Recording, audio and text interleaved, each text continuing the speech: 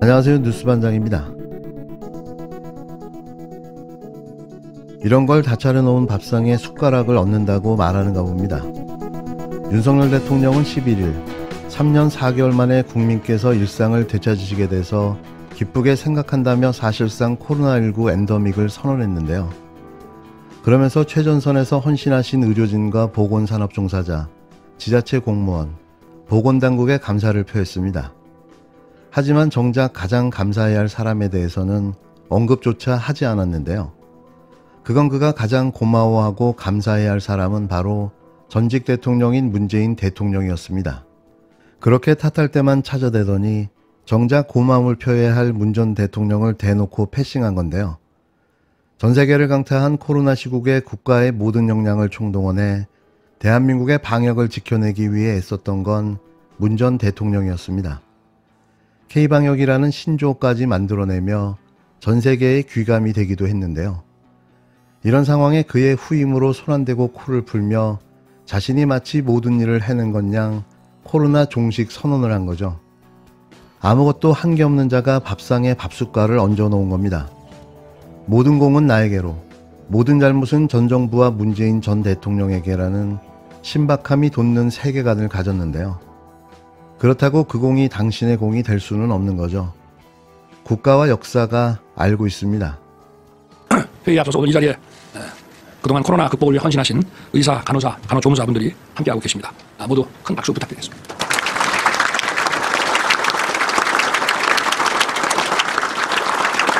네, 감사합니다.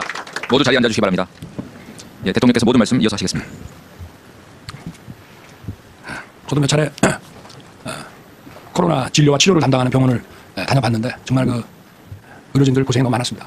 일단 그 입고 있는 그 옷부터가 너무 덥고 활동하기 너무 힘들고 하여튼 그 뭐 실제로 가서 보지 않고는 영상만 봐서는 의료진들이 얼마나 힘들고 고생을 했는지 느끼기가 쉽지 않을 것 같습니다. 이분들의 그 협업 덕분에 팬데믹을 극복할 수 있었습니다. 다시 한번 국민을 대표해서 감사드립니다. 오늘 중대본에서 코로나 위기 경보를 심각에서 경계로 조정을 하고 6월부터 본격 적용하기로 했습니다.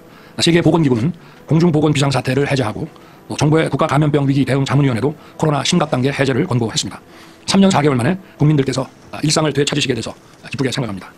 확진자 7일 격리 의무를 5일 권고로 전환하고 또 입국 후 PCR 검사 권고를 해제합니다. 입원 병실이 있는 병원 이외의 모든 장소에서 실내 마스크 착용 의무를 해제합니다. 코로나와 관련된 검사, 치료비 지원은 경과 조치로서 당분간은 유지하겠습니다. 앞에서도 말씀을 드렸지만 기나긴 팬데믹을 지나 일상으로 오기까지 많은 분들의 헌신과 노력이 있기 때문에 가능했습니다.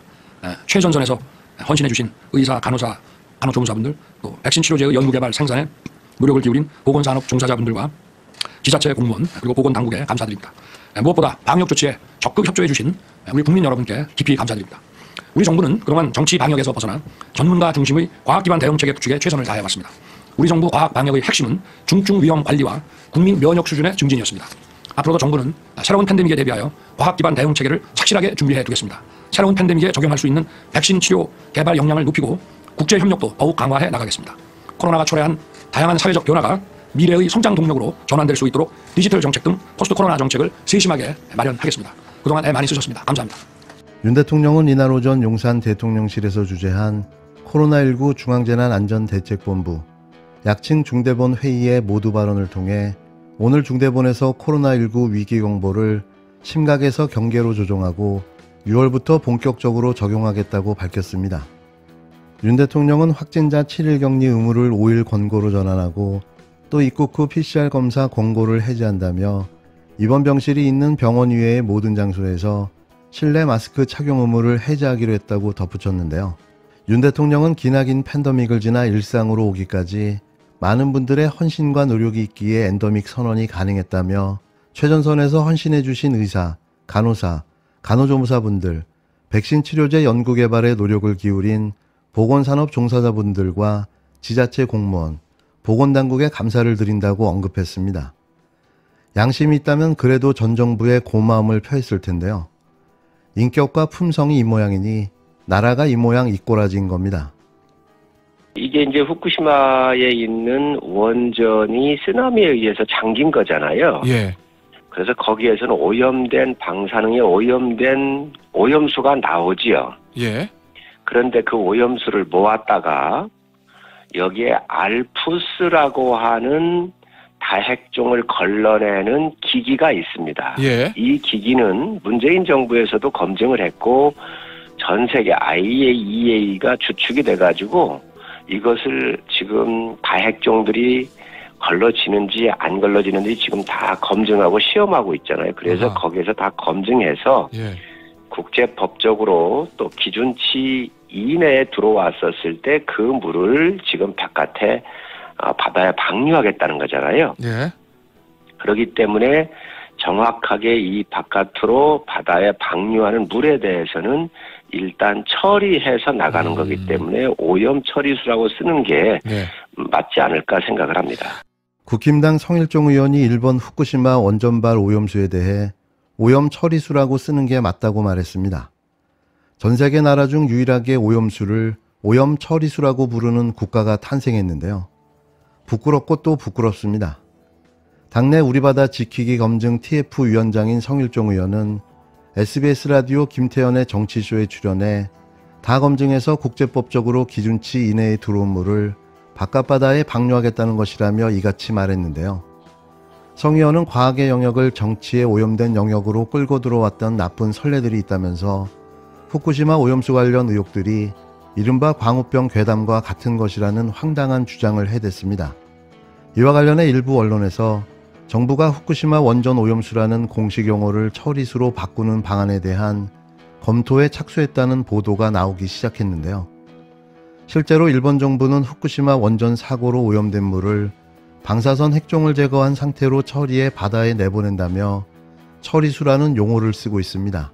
우리가 이런 용어를 사용하는 건 일본의 오염수 방류를 묵인하고 찬성해 주는 것과 다를 바가 없는데요.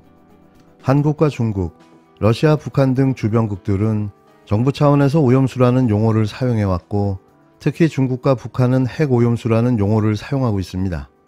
논란이 불거진 가운데 이준석 전 국힘당 대표도 SNS에 글을 올려 북한에서 날아오는 것은 아무리 발사체로 이름을 바꾸려 해도 국민들은 그것이 미사일임을 알았다며 일본이 방류하려는 것은 이름을 무엇으로 바꾸더라도 국민의 생각은 크게 달라지지 않을 것이라고 꼬집었는데요. 민주당도 서면 브리핑을 통해 후쿠시마 오염수를 처리수로 바꾸는 것은 일본의 이익에 부합하는 결정이라며 우리 국민은 불안해하는데 일본 정부만 환영하면 그만이냐고 직격했습니다.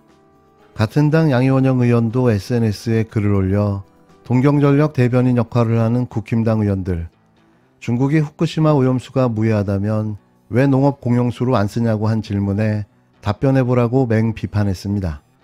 친일 대통령의 친일 정부, 거기에 친일 집권 여당의 친일 의원들까지 나라가 아주 너덜너덜해지고 있습니다.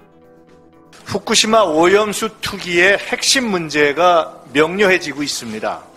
그린피스 등 여러 전문가들의 공통 의견을 종합해보면 방사성 물질을 걸러내는 ALPS, 알프스, 다핵종 제거 설비의 성능이 검증되지 않은 것을 핵심 문제로 보고 이에 대한 검증과 자료를 요구하고 있습니다.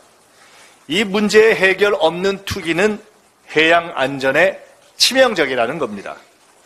한일 양국 정부가 이 문제를 분명하게 하지 않는 한 시찰단은 전혀 무의미한 면피성 이벤트입니다.